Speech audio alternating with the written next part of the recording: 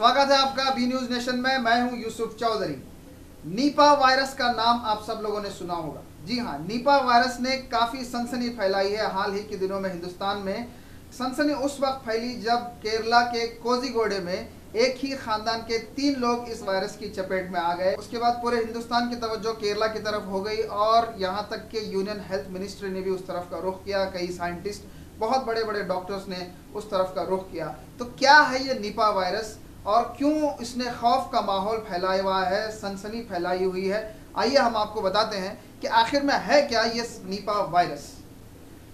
हम आपको 10 बड़े पॉइंट्स इसके मुताल्लिक बताएंगे कि क्या है नीपा वायरस और किस तरह से इससे हम बच सकते हैं और क्या हमें जो है एहतियात बरतनी चाहिए।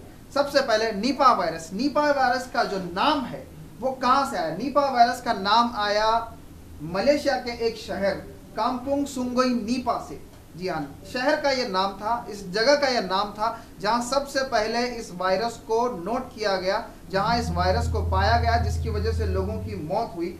उस वक्त यहाँ पर 100 से ज़्यादा लोगों ने इस वायरस की वजह से अपनी जान गंवाई थी। ये हुआ था वाक़या 1998 में मलेशिया में। वहाँ से इसका नाम नीपा वायरस पड़ा। उसके बाद हिंदुस्तान ने भी इसका कहर देखा। 2004 में सिलीगुड़ी में काफ़ी इसने जो है अपना आतंक मचाया। उसके बाद आज हम देखते हैं कि फिर नीपा वायरस ने सर उठाया है, खासकर केरला में। तो ये सबसे पहले हमने आपको बताया कि नीपा वायरस का नाम कहाँ से आया। और अब आपको बताते हैं कि इसकी बीमारी जो फैलती है इसको कहते हैं जूनोटिक डिजीज़। जूनोटिक डिजीज़ का मतलब होता है जानवरों से फैलने वाले डिजीज़। ये बीमारी खासकर फल खाने वाले चमगादड़ों से, फ्रूट ईटिंग बैट्स से जो है ये बीमारी फैलती है। और इसके बाद में रिपोर्ट्स ये भी आए कि ये बीमारी खंजीरों से यानी पिग्स से भी फैलती है, सुअरों से भी फैलती है। अब रिपोर्ट्स ये भी है कि इंसान से इंसान को भी इस बीमारी ने जो है फैलना शुरू किया है। लेकिन डरने की कोई बात नहीं, क्योंकि कई लाखों हज़ारों की तादाद में इस बीमारी के रिपोर्ट्स नहीं हैं।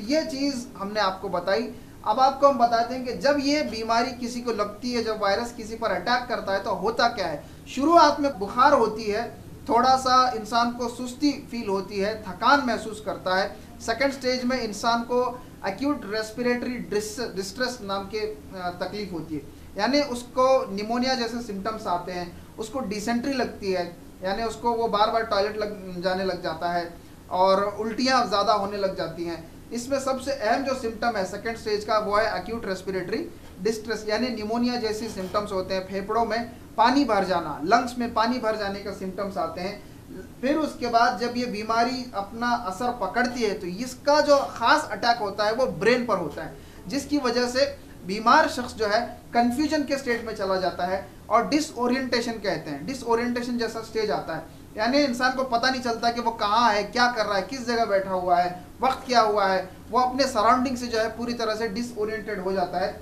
और उसके बाद परसिस्टेंट ड्राउजीनेस, यानी बार बार उसको उसके ऊपर नींद का गलबा, सुस्ती छा जाती है। लास्ट स्टेज जो है वो कोमा और डेथ है, जो कि बीमारी एक 48 या 24 या 48 घंटे में असर कर जाती है। तो ये थे बीमारी के लक्षण, तो किस तरह से पाया जाता है।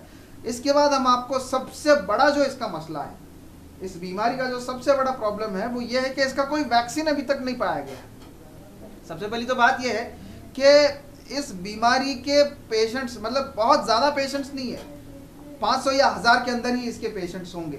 इसी वजह से ज़्यादा इस पर स्टडी हो नहीं पाई है और इसका कोई वैक्सीन अब तक नहीं आया। H1N1 वायरस स्वाइन फ्लू आता है, हम जानते हैं कि उसका कोई वैक्सीन मौजूद है।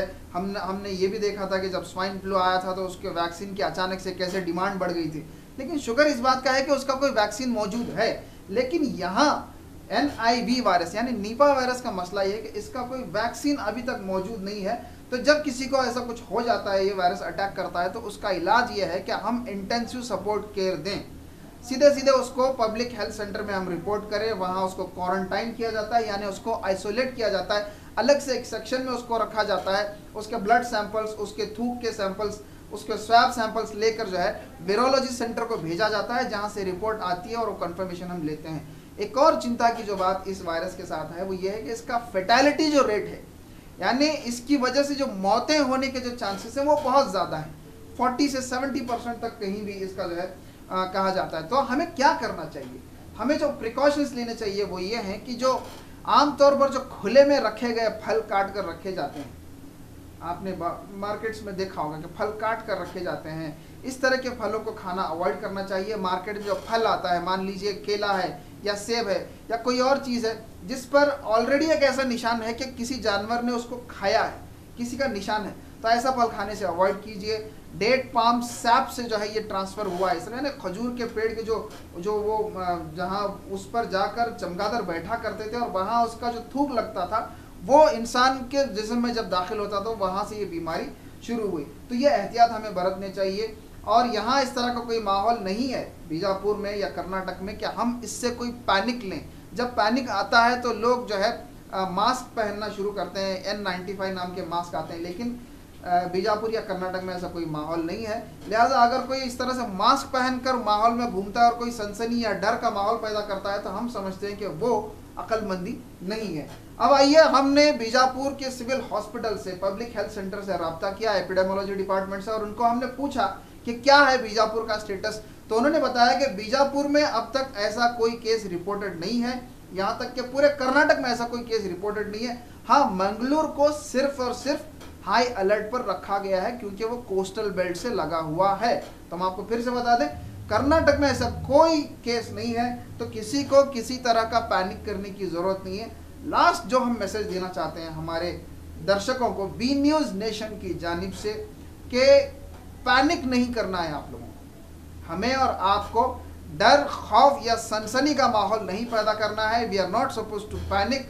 भय पड़ुव यावदे विषय इल्ला, भय पड़ुव आवश्यकता इल्ला, बड़ी जागृति वहिसबेकष्टे। सिर्फ और सिर्फ जागृता, सिर्फ और सिर्फ एहतियात, सिर्फ और सिर्फ प्रिकॉशंस हमें इख्तियार करने हैं।